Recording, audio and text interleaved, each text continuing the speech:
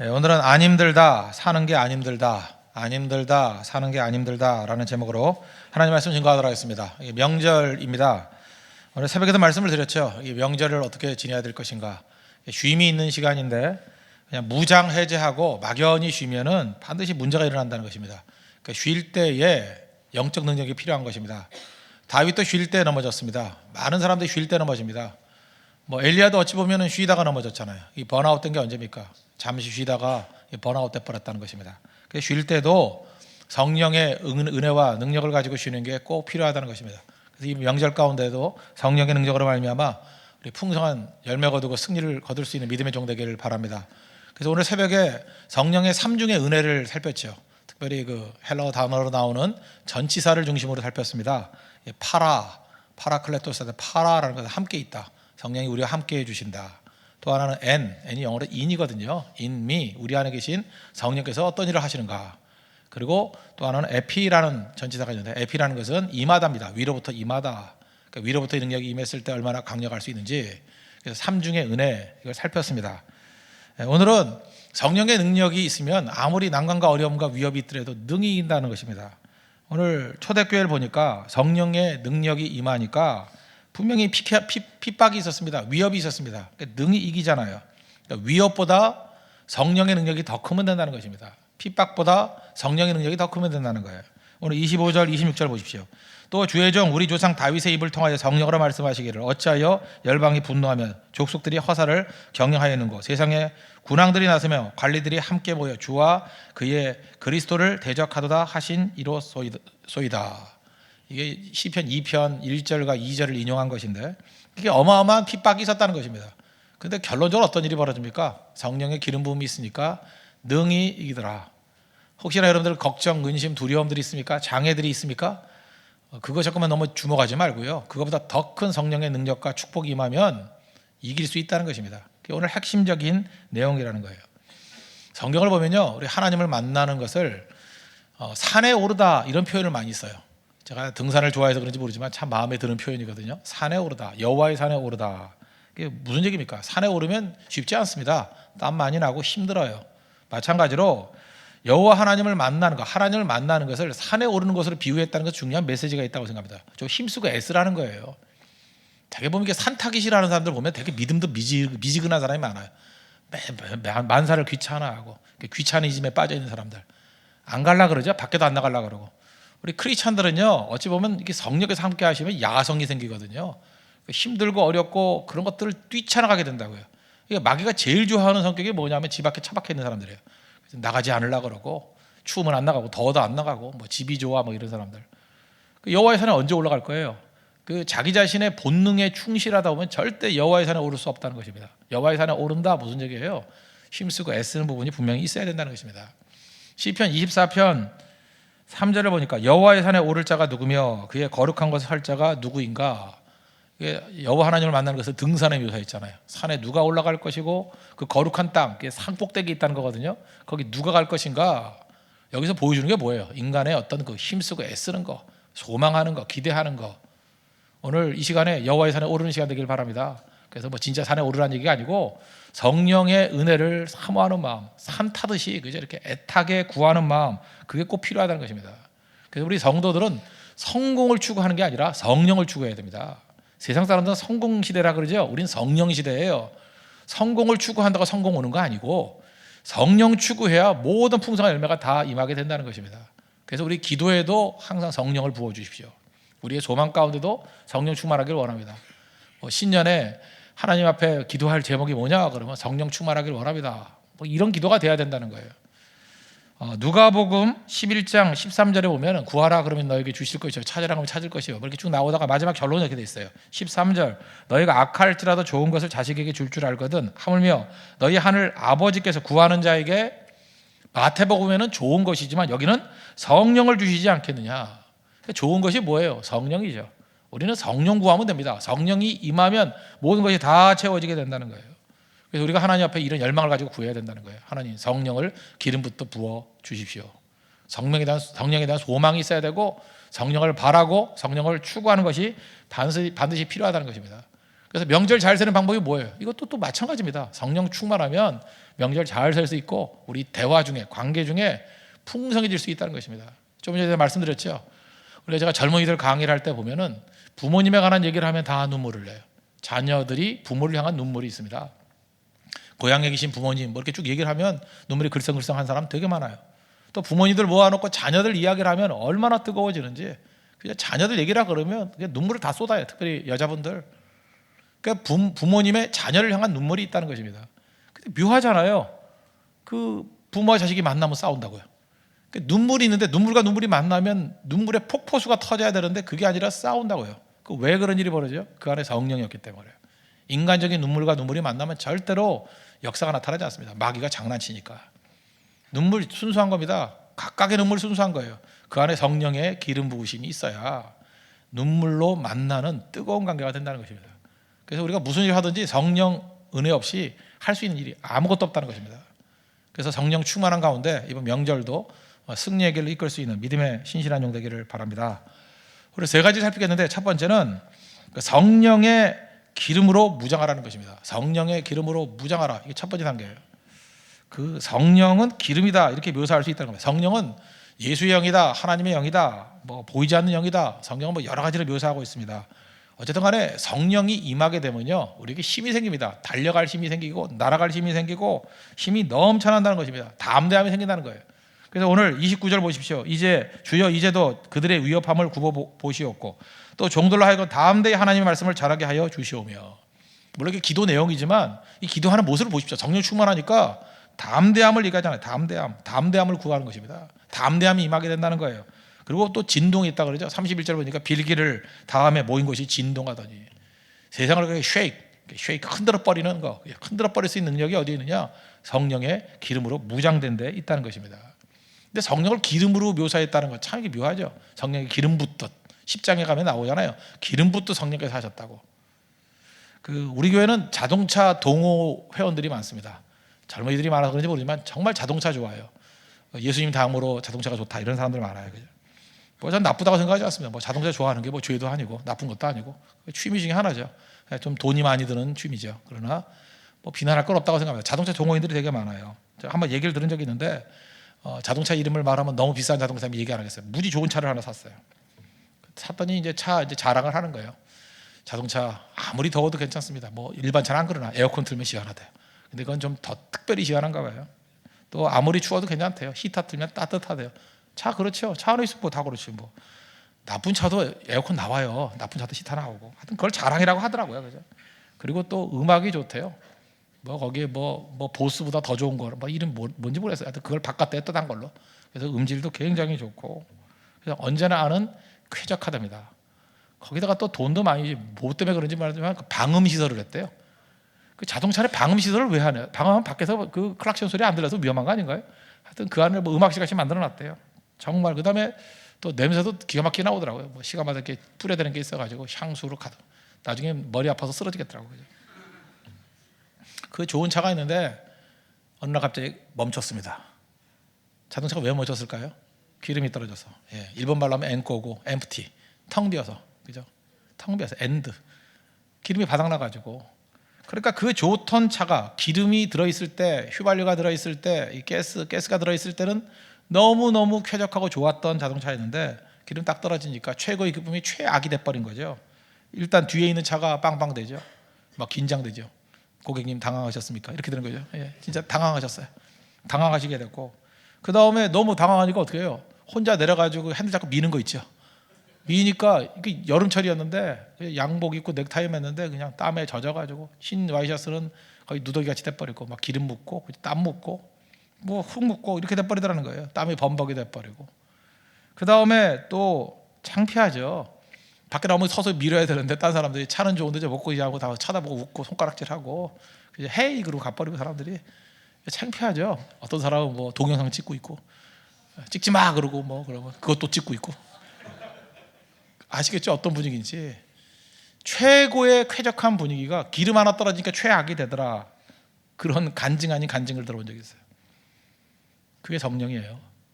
우리 많은 사람들 스펙 쌓으려고 그럽니다. 뭐 스펙이 좋아야 된다. 뭐 아무리 좋은 환경 만들고 아무리 좋은 무장 다 해도 우리 인생 가운데 성령의 기름 부음이 없으면 이렇게 돼버린다는 거예요. 많이 가지면 가질수록 걱정 의심 더 많고요. 높은 곳에 올라가면 올라갈수록 망신은 더 당하고요. 성령 없이 하는 모든 것들은 우리를 파괴시킨다는 것입니다. 파괴시킨다는 거예요. 그래서 기름 없는 벤츠면 뭐 할 거고, 아우디면 뭐 할 거고, 또 페라리면 뭐 할 거예요. 아무 소용 없죠. 그 차는 포르쉐였는데 하여튼간에 그 있으면 뭐 할 거예요. 아무것도 아니죠. 밀어야 되는 거니까. 그러니까 우리가 인생을 살면서 어떤 일을 할 때 힘이 든다 그러면 다 문제가 있는 겁니다. 힘들면 안 돼요. 성령의 능력을 일할 때 힘들지 않습니다. 힘든 건 문제가 있는 거예요. 뭐 봉사를 할 때 잠깐 힘들다 그러면 약간은 여러분들 그 중단하시고 성령의 은혜를 구해야 돼요. 힘들면 안 된다고요. 사역도 힘들면 그때부터 문제가 되는 거예요. 힘들면 사랑이 떠났든지 성령을 떠났든지 하여튼 뭔가 정상 아니에요. 하나님께서 우리 힘들게 만들지 않았어요. 힘들면 안 됩니다. 베드로전서 4장 11절 보니까 만일 누가 말하려면 하나님의 말씀을 하는 것 같이 하고, 그 다음 구절이죠. 누가 봉사하려면 하나님이 공급하시는 힘으로 하는 것 같이 하라. 하나님이 공급하시는 힘으로 하는 것 같이 하라. 하나님의 공급하심이 없으면 지치게 돼 있다는 거예요. 누가 번아웃 되게 하래요. 그건 사실 중단하고 뭐 일을 중단하라 그것도 중요하지만 더 중요한 건 성령의 은혜를 받아야 된다는 거예요. 능력 받아야 된다는 것입니다. 안 힘듭니다. 하나님의 사역이 뭘 힘들어요? 안 힘들어요. 힘들면 안 된다고요. 뭐 밤낮 가서 인사라고 그렇게 하지 마십시오. 뭐 목사님 힘드시죠? 그건 인사도 아니에요. 그럼 힘들었으면 좋겠어요? 힘드시죠? 이게 뭐냐면 성령이 떠나셨군요. 이해가 똑같은 얘기죠. 그죠?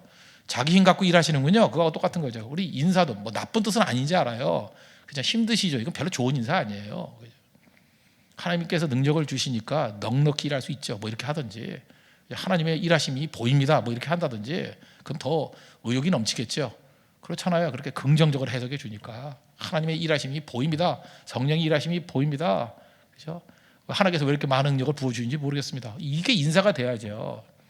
심지어 그 경상도 사람들은 뭐 목사 욕 받습니다. 그래. 욕을 보기 무슨 욕을 봐? 욕을 보기. 그죠? 뭐 나쁜 뜻은 아니라 그러더라고요. 물어보니까 그렇게 별로 나쁜 뜻은 아닌 것 같아요. 서울 사람은 굉장히 나쁘게 들려요. 그죠? 하여튼 어쨌든 간에 인사도 그 정상적인 인사, 그러니까 좀 긍정적인 인사가 필요하다. 긍정적인 인사. 성령이 임하면 안 힘들어요. 안 힘들더라고. 이사야 40장 29절부터 보면은 거기 뭐 성령의 임재에 대한 얘기 나오죠. 독수리 얘기 나오죠. 피곤한 자에게는 능력을 주시며 무능한 자에게는 힘을 더하시나니. 그죠? 소년이라도 피곤하며 곤비하며 장정이라도 넘어지며 쓰러지되, 그다음 나오잖아요. 오직 여호와를 앙망하는 자는 새 힘을 얻으리니 독수리가 날개치며 올라가면 같을 것이요 다른 박질하여도 곤비하지 아니하겠고 걸어가도 피곤하지 아니하리로다. 여러분 믿습니까? 성령의 능력을 받으면 이런 일이 있다라는 것입니다. 우리 생수의 강인에게서 그러네. 요한복음 7장 38절 39절에 나온 구절이죠. 그 배에서 생수의 강이 흘러 나오리라. 이 성령에 대한 얘기거든요. 이는 그를 믿는 자들이 받을 성령을 가리켜 말씀하신 것이라. 예수님이 친히 설명하셨어요. 생수의 강이 성령이라고. 그러니까 성령이 충만하면 생수의 강이 흘러 넘친답니다. 그러면 흘러 넘치는 거예요. 오늘 아침에도 제가 말씀드렸죠. 새벽에도 말씀드렸죠. 내 것을 가지고 나를 채우면 인간도 하나님의 형상이기 때문에 꽤 커요. 인간 한 사람 한 사람의 분량도 꽤 크다고. 그래서 자기 경험, 자기 의지, 자기 능력, 자기 지혜로 집어넣어 봐야 하나님이 우리를 한 사람 한 사람을 너무 크게 지어놔가지고 안 차요. 반도 안 차, 반도. 그래서 허전하게 살아가는 거예요. 자기 힘 갖고. 자기 힘과 노력으로 사는 사람은 다 허전합니다. 뭔가 허전해요. 그런데 이게 차고 넘치, 생수가 흘러 넘치려면 어떻게 돼요? 내 것으로 채우면 안 되고 성령으로 채워야 돼요. 성령의 기름붓, 에피의 은혜, 위로부터 임하는 성령의 은혜가 임하면 그때부터 내 속에서 차고 넘쳐요. 에스겔서 비유 나오잖아요. 47장에 성전 미문에서 문지방에 흘러나온 물이 흘러 넘쳐가지고 그 죽어있는 바다 사이까지 다 살려버린다고. 흘러 넘치는 거, 흘러 넘치는 거. 교회에서부터 흘러 넘쳐야 된다고요. 오늘 성령의 기름으로 흘러 넘치는 은혜가 임하기를 바랍니다. 그죠? 그게 우리 1차적인 무장이 돼야 된다는 것입니다. 그러면 안 힘들어요. 뭐 제가 그런 비유 많이 들죠. 어떤 큰 배가 있는데 이렇게 해안가에 육지에 걸쳐 있어요. 그 민다가 밀려요?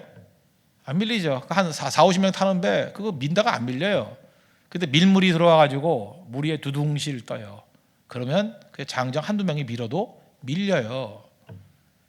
우리가 지금 성령의 능력 없이, 성령의 기름 부음 없이 일을 하면은 이 육지에 걸터 있는 배 미는 식이에요. 이제 죽어라 땀 흘리고 노력은 하지만 안 되는 거예요.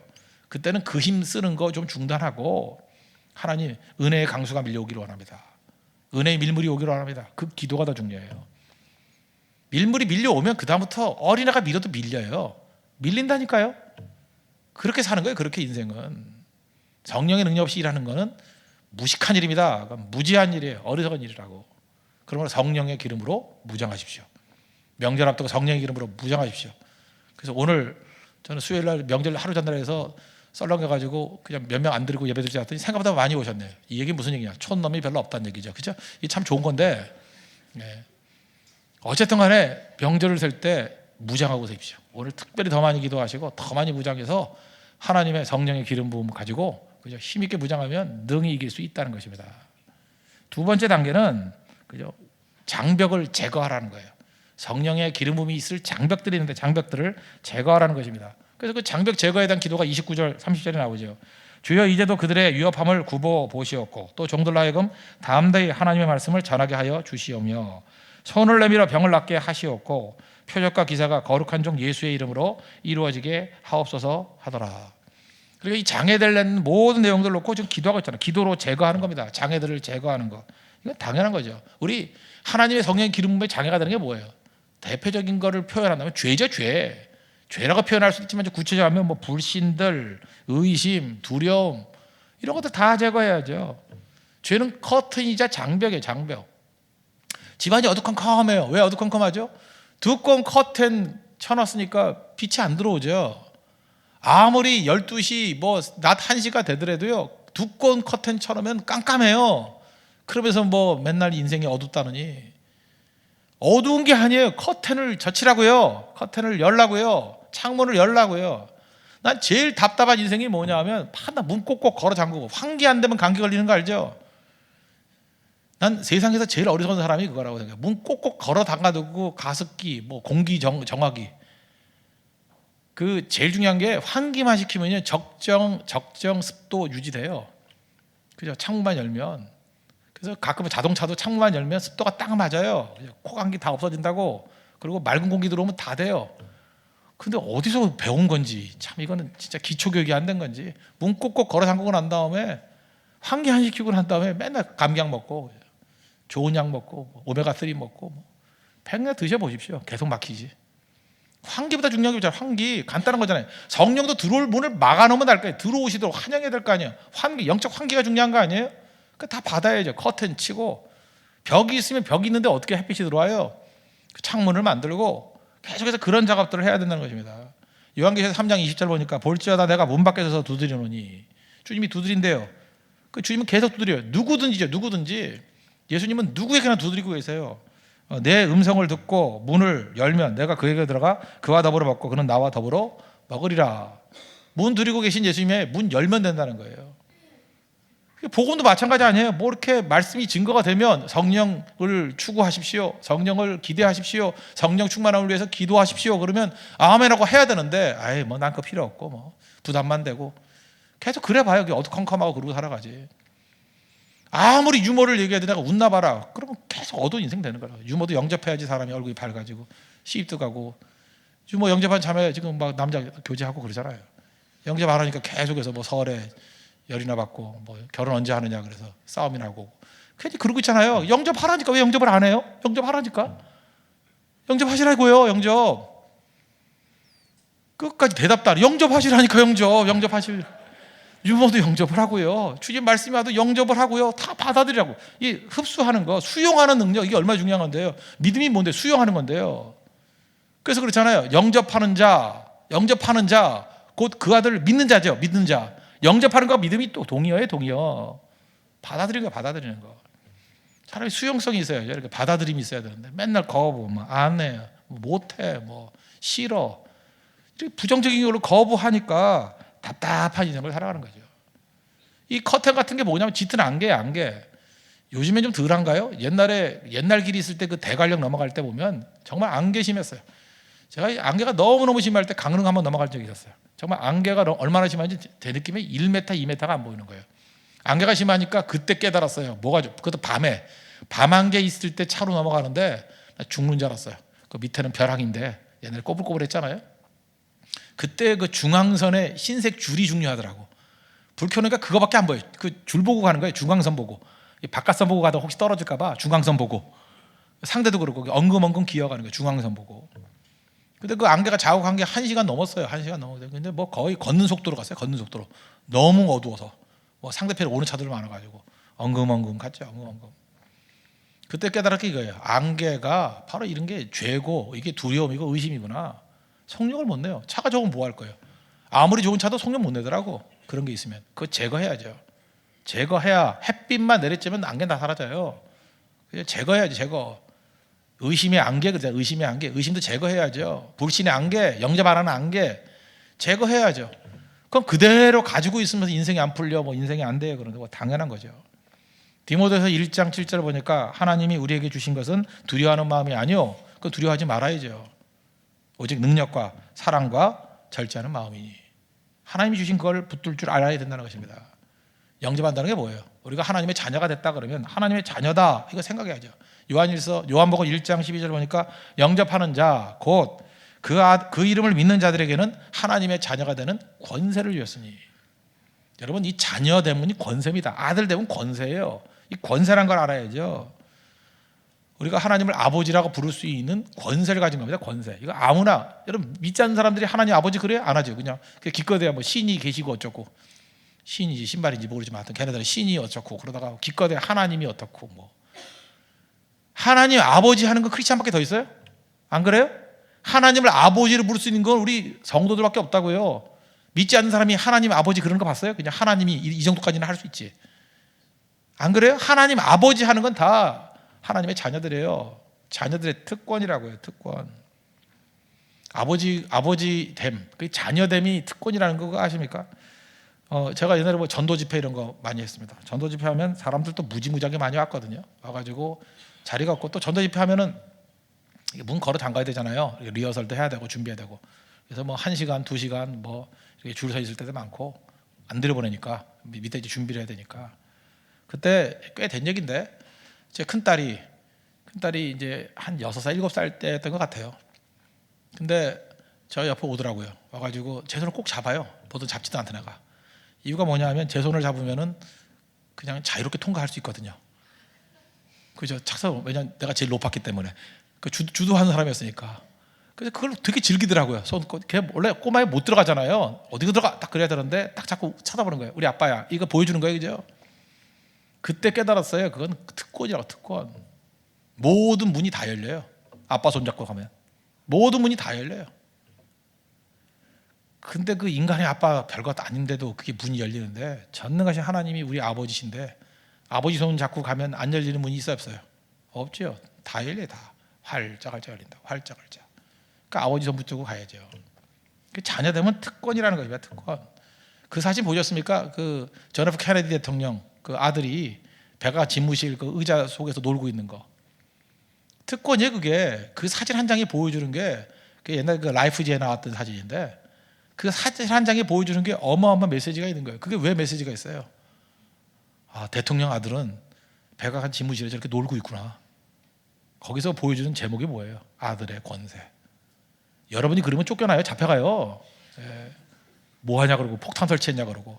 그런데 아들이니까 놀아도 돼요. 거기서 놀아도 된다고. 특권이에요, 특권.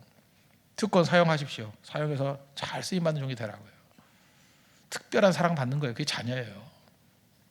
세상 사람들이 제일 싫어하는 게 뭔지 아십니까?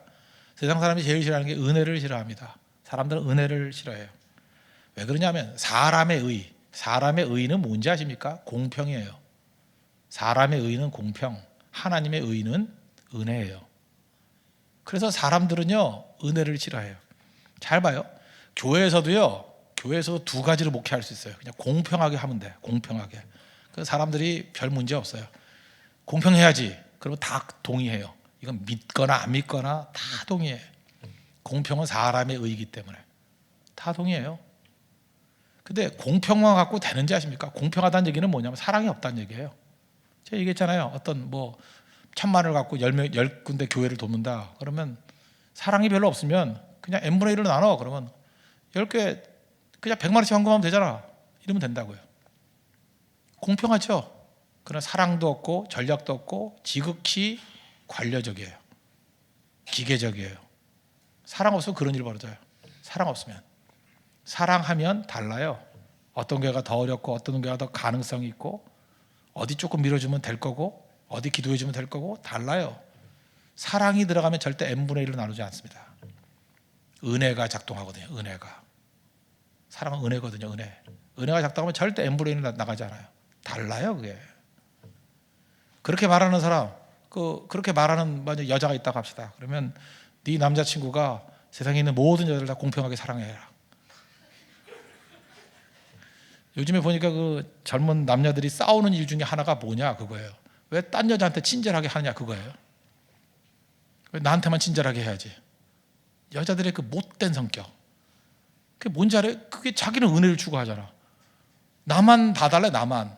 그거 사랑의 원리거든요. 사실 그거 뭐 사랑하는 사람들에게 좀 지나치면 병적이지만 또 그렇게 말하는 것에 대해서 이렇게 시비 걸면 안 돼요. 그죠? 사랑이란 건 독점적인 거니까. 그게 이제 오버해가지고 사회생활까지 못하게 하면 문제가 되지만 그래도 한 이성으로서 나만 사랑해달라고 하는 거는 그건 정당한 요구죠. 정당한 요구. 사랑은 공평한 거 아니에요. 은혜죠. 은혜. 집중하는 거죠. 그러지 않아요? 그래놓고 난 다음에 뭐 다른 일 할 때 보면은 뭐 공평이 없다더니 참 모순돼도 그런 모순된 인생이 없어요. 그래서 사람들은요 내가 용서받는 거는 기뻐하지만 다른 사람 용서해 주는 하나님을 너무너무 싫어해요. 너무너무 싫어해요. 그게 율법주의입니다. 여러분 율법주의가 교회에서 안 먹힐 줄 알죠? 율법주의 갖고 교회 목회를 하면요 교인들이 좋아해요. 싫어하지 않아요. 은혜는 사라지지만 교인들이 좋아해요. 그래서 점점 굳어지죠. 화석하던 교회, 가짜교회, 바리새 교회가 되는 거지. 그런데 거기 있는 멤버들은 생각보다 만족하는 사람이 많다니까요. 굉장히 많이 만족해요. 공평하기 때문에. 그래서 인간의 의에 의해서 세워진 교회가 돼요. 교회 아닙니다 그거. 교회는 은혜의 원리예요. 은혜의 원리가 뭔데요? 더 불쌍한 사람한테 가는 거예요.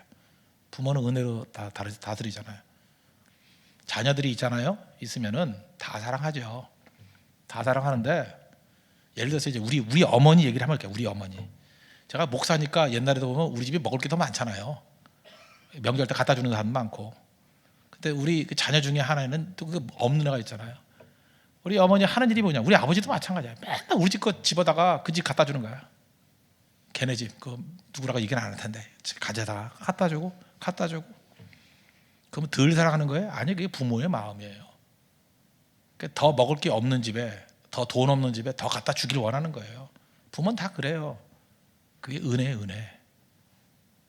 그걸 n분의 1을 안다고. 철없는 놈들 그래요. 자식들 철없으니까 와가지고 똑같이 해주세요. 자녀들은 꼭 그래요. 은혜를 모르니까. 공평의 원리 나온다고. 자식이 똑같으면 똑같이 해줘야지. 근데 잘 봐요. 부모님들은요 하도 그러니까 겉으로는 똑같이 해줘요. 그리고 숨어서 더 있어. 프리미엄이 있어. 반드시 있어요. 반드시. 그거 아세요? 저희 딸 둘이 있는데 똑같이 줘요. 겉으로는. 더 얘기하면 안 되겠다. 예, 근데 뒤로 가서 더 필요한 애한테 더 줘요. 그럼 그게 중요한 거라. 그게 걔네들 수준에서 공평이지만 부모 입장에서는 은혜예요. 은혜 절대 공평하지 않습니다. 하나님께서 우리를 공평하게 다루는 게 아니죠. 그 뭐 아침부터 왔던 사람, 뭐 아침 9시, 10시, 12시, 3시, 그다음에 5시에 왔던 사람들 그 한 달란트씩 아니 한 데나리오씩 주는 얘기 나오죠. 마태복음 20장에.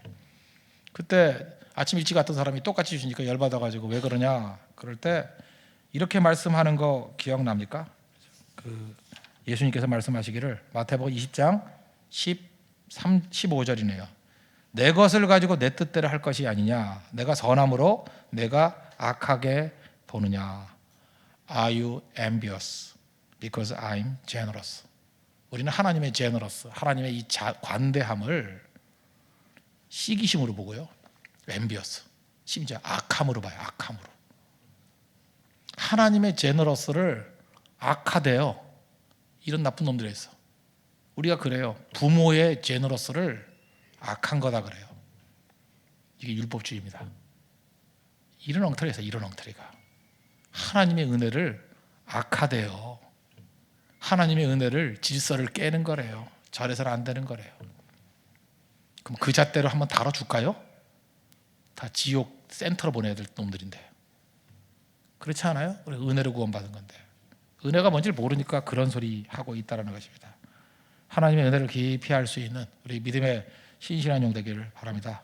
그러므로 하나님의 은혜를 받아들 수 있는 장애들이 있죠. 장애들 이거 기도로 다 제거해야 돼요.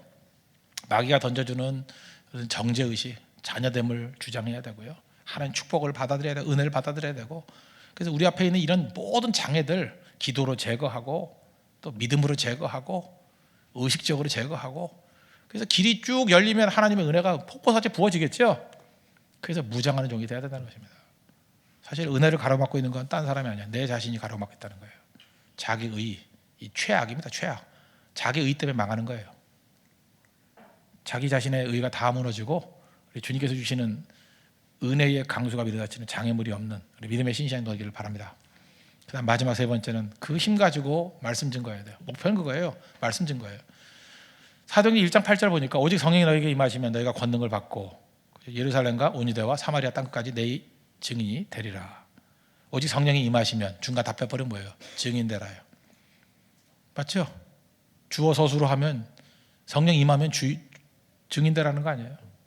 그러니까 교회 사명이 무엇입니까? 사명이라기보다 다 그냥 말씀 증거해야 돼. 말씀 증거. 말씀 증거하는 증인 돼야 비로소 우리가 가치 있는 인생이다. 나머지 모든 거 다 얻게 된다는 것입니다. 31절 보시죠. 빌기를 다음에 모인 곳이 진동하더니 무리가 다 성령이 충만하여 결론적으로 뭘 했어요? 다음 데이 하나님의 말씀을 전하니라. 말씀 증거할 때 능력도 더 임하고요, 축복도 더 임하고요, 하나님의 풍성한 모든 것들이 거기서 다 임하게 된다는 것입니다. 그러니까 교회적으로는 선교해야겠죠. 선교하고 전도하고 볼 것도 없어요. 그거 하면 나머지 다 풀려요. 너희는 먼저 그의 나라와 그의 의를 구하라. 그래야만 모든 것 다 더하신다 그랬잖아요. 이거 해야 돼. 이거 안 하니까 문제가 되죠. 마귀가 막는 게 뭐죠? 딴 건 다 놔둬요. 뭐 교회를 짓는 것도 놔두고, 뭐라 그러죠? 구제하는 것도 놔두고, 모여서 대회하는 것도 다 놔두고. 근데 말씀 증거하는 건 막아요. 꼭. 오늘 4장 18절 19절 보십시오. 그들이 불러 경고하여 도무지 예수의 이름으로 말하지도 말고 가르치도 말라 하니. 이거 못 하겠잖아요. 이거. 그랬더니 제자들이 뭐라 그래요?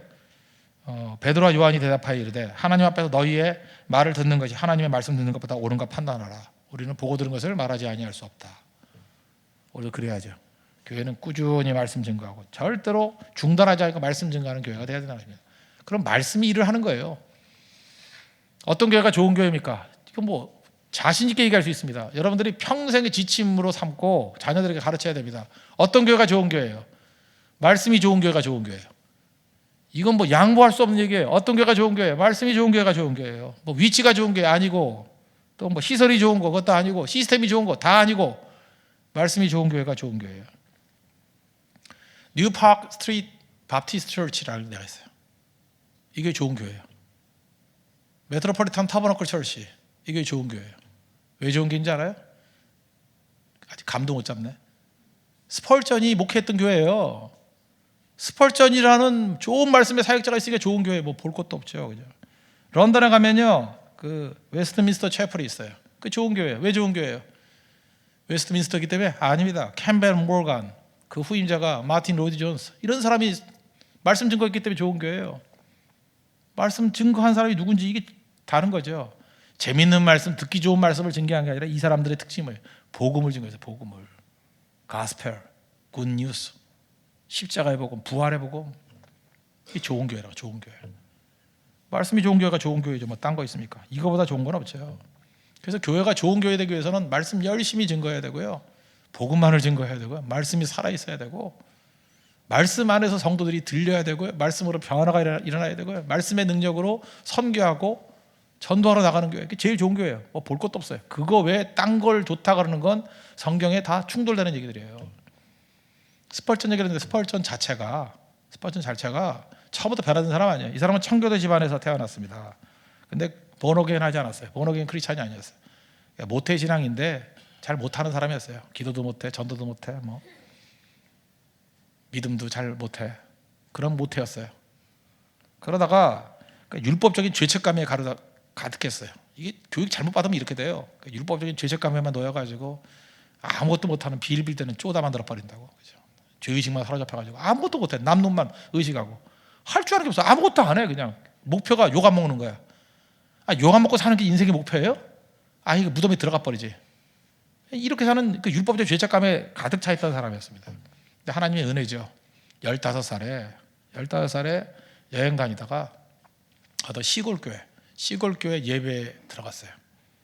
근데 그날이 비가 무지무지하게 많이 왔답니다. 비가 무지무지하게 막 폭우가 쏟아지는. 그러지 않아도 그 뭐 영국 비가 많은 나라인데 비가 아주 그 구질구질하게 오는 날이었대요. 비가 많이 오고 도대체 나가고 싶지 않은 날. 그러니까 예배 잘 안 오겠죠. 이렇게 뭐 수요일쯤이 아니겠어요. 뭐 평일날이었으니까 몇 명 안 왔을 거예요. 그죠? 몇 명 안 오고 오늘도 명절이면 몇 명 안 와야 되는데 이렇게 많이 왔지. 나 모르겠네. 그죠? 썰렁해야 되는데 뭐 그런 분위기잖아요. 사람 전혀 없는. 근데 거기다가 목사님도 안 왔대요. 목사님도. 두 가지 설이 있어요. 하나는 목사님도 비가 와서 안 왔다라는 설과 아니면 너무 작은 교회이기 때문에 순회 목사님, 그래서 한 5-6군데 교회를 한 목사님에게 순회하면서 설교하거든요. 순회 목사이기 때문에 안 왔다. 근데 전자일 가능성이 커요. 비 와서 안 온 것 같아요. 그 안 되는 교회 보면요, 목사가 새벽기도 안 나와요. 안 나와가지고 설교할 사람, 부목사도 안 나오고. 그래서 이렇게 앉아있던 사람이 뭐 성경 읽다가 뭐 누구 장로님이나 누구 나와가지고 이렇게 읽다 끝나는 교회도 있어요. 꽤 있어.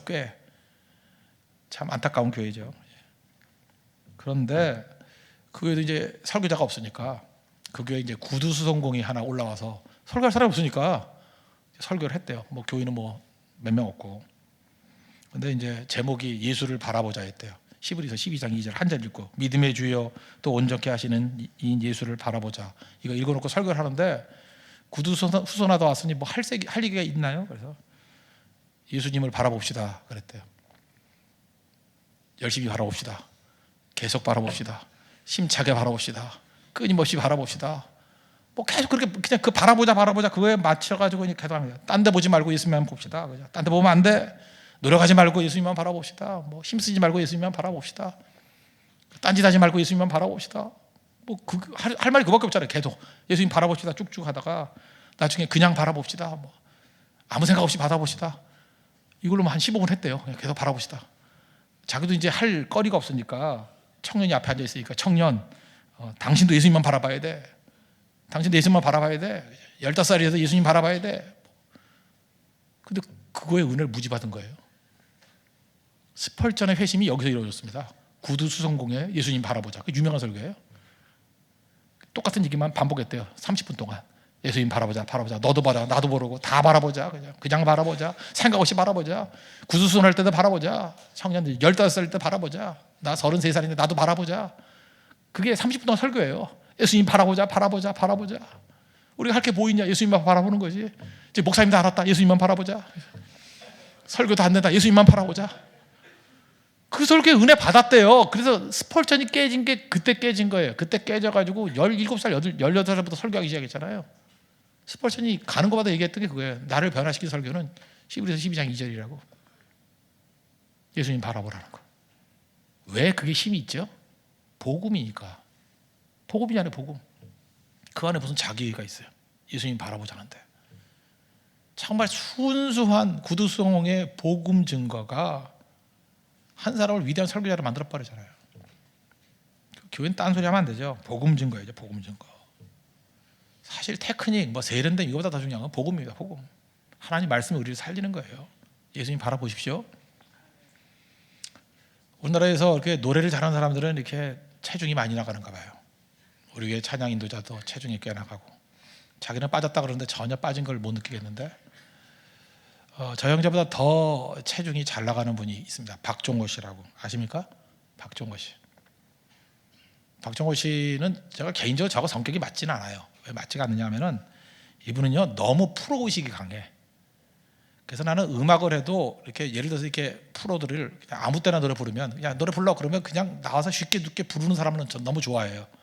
근데 뭐 값싸게 놀면 안 된다느니 뭐 스테이지가 아니면 안 한다느니 이게 별로 안 좋아하는데 주로 이제 그런 쪽의 분이에요. 이분이 함부로 노래 안 부르고 아껴서 부르고 그 다음에 이게 음악 CD를 만들 때 돈을 무지무지하게 쓰는 분이에요. 저도 한번 만들어봤는데 뭐 대충 한 1억 정도 드는데 이분은 한 6억, 7억 이렇게 쓰는 분이에요. 최고의 녹음도 꼭 미국 가서 해요. 미국 내슈빌 뭐 이런 데 가서 녹음해요. 미국에 가면서 녹음하면 더 좋나? 난 잘 모르겠어요. 하여튼 녹음실이 좋대요. 미국이 훨씬 낫대요.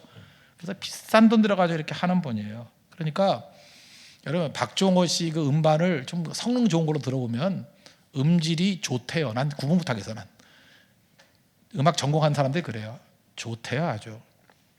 그러니까 이런 분들의 특징이 뭐냐 하면 자기는 잘하지만 이런 분이 이제 교회에 들어오면 이제 골치 아파 죽는 거예요. 교인들의 그 값비싼 헌금을 가지고 이런 데 또 쏟아부어야 되니까 사실 그 1% 퀄리티를 높이기 위해서 너무 많은 돈을 써야 되니까.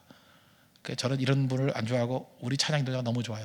대충 불러도 좋고 우리 찬양인도가 쓰는 마이크가 5만 원짜리인데 5만 원짜리 갖고도 저렇게 열심히 노래 부르니까 참 좋고. 근데 500만 원짜리 마이크 아니면 안 쓰는 사람이 있어요. 난 그런 사람이 참 피곤해. 피곤한데 그냥 참 좋아요. 난 그래서 동범이가 참 좋아요. 좋은데 이분이 되게 예민한 분이라고요. 그러니까 나쁘다는 얘기가 아니에요. 프로의식이 있는 분이에요. 프로의식이 아주 투철한 분이에요. 근데 하루는 캐나다 밴쿠버에 있던 고용원 형제가 이게 연락이 왔어요. 내가 노래를 하나 만들었으니까 좀 불러줬으면 좋겠다고. 근데 박종호 씨 얘기입니다. 콧방귀도 안 꼈대요. 왜냐하면 자기는 음악 전공했잖아요. 서울대 나오고 서울대 음대 나오고 전공했잖아요. 고용원 씨는 음악 전공 안 했습니다. 그냥 작곡하는 사람이에요. 그래서 약간 무시한 거죠. 대놓고 무시하면 또 그러니까 무시해서 아유 음악 수준이 떨어져. 자기 말로는 조금 무시했다는데 상당히 많이 무시했어요. 그냥 많이 무시하고. 그래서 전공도 아니면서 그래 무시하고 있는데 그러면 혹시 모르니까 한번 보내달라고 그때 당시에 팩스 쓰던 시대인데 팩스가 오더라는 거예요. 악보 팩스가 딱 오는데 박종호 씨가 그 팩스를 보고 무너진 거예요. 왜? 내용이 너무 복음적인 거예요. 음악은 둘째치고 음악도 좋지만 내용이 그 곡이 뭐냐면 세상 모든 민족이 구원을 얻기까지 아시죠? 물이 바다 덮음같이 쭉 읽었어요. 세상 모든 민족이 구원을 얻기까지 쉬지 않으시는 하나님. 그 다음이 흔들리는 거죠. 주의 심장 가지고 우리 이제 일어나 주 따르게 하소서. 세상 모든 육체가 주의 영광 보도록 우리를 부르시는 하나님, 주의 손가발 되어 세상을 치유하며 주 섬기게 하소서. 이거 부르면서 통곡을 했대요. 그러고 난 다음에 이 박종호 씨가 이 노래 처음 불렀거든요. 불렀는데 그때 이 찬양이 한국교회를 한번 뒤집었어요. 물이 바다 덮음같이, 물이 바다 덮음같이. 이게 봄쯤에 작곡했었는데 여름 내내 각 교회 수양회, 수련회, 선교 이거 무지무지 불렀어요. 무지무지. 그래서 그 해에 홍수가 났어요. 우리나라에 물난리가 나가지고. 그래서 그때 물난리가 났던 이유 중에 하나가 뭐냐면 이 노래 때문이라는 얘기였어요. 물이 바다 덮음같이 물이 바다. 하도 기도를 하니까 한반도가 물에 다 적셨다고. 이게 좋은 거 아시죠? 예. 찬양 한 곡이 충격을 줘요. 충격을. 우리 공가고의 하나님도 이게 말씀 듣다가 영감을 받아서 지은 거잖아요. 그죠? 힘이 있잖아요. 바로 이게 복음이 있으면 돼. 복음. 말씀 증거한다 그럴 때 그 말씀에 힘이 있어요. 말씀 붙들고 나가면 언제나 강력할 수 있다라는 것입니다. 우리 성도들이 그런 성도들 되길 바랍니다. 그래서 명절 아무 생각 없이 가는 게 아니라 목표는 뭐예요? 오직 성령이 너에게 임하시면 증인되리라요. 증인되는 삶을 살 때 삶의 모든 문제 다 풀립니다. 능력이 임합니다. 풍성함이 임합니다. 복음 증거하면요 전공이나 아이는 관계없어요. 그 안에 파워가 있어요. 능력이 있다는 것입니다. 그런 능력을 체험할 수 있는 믿음의 종 되기를 바랍니다. 먼저 자리에 서련하겠습니다. 세상 모든 민족이 우리 찬양합시다. 세상 모든 민족이 구원을 얻기까지